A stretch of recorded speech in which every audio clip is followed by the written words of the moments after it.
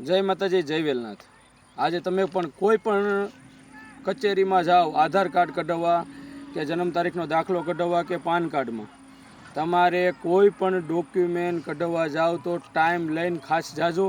અને તમે કોઈ પણ ડોક્યુમેન્ટ કરાવો તો એમાં ખાસ તમે ચેક કરી નામ અટક, ઇંગ્લિશમાં પણ નામ ચેક કરવું અને ધીરજ રાખી ડોક્યુમેન્ટમાં ખાસ ધ્યાન દેવું તેવી મારી નમ્ર અરજ છે। તે પછી મારે એક નમ્ર અપીલ કરવી છે મારા સમાજને કે ભાઈ આપણી પાસે અપડેટ કરેલા આધાર કાર્ડ બહુ ઓછા છે, તો તમારું આધાર કાર્ડ અપડેટ કરાવો।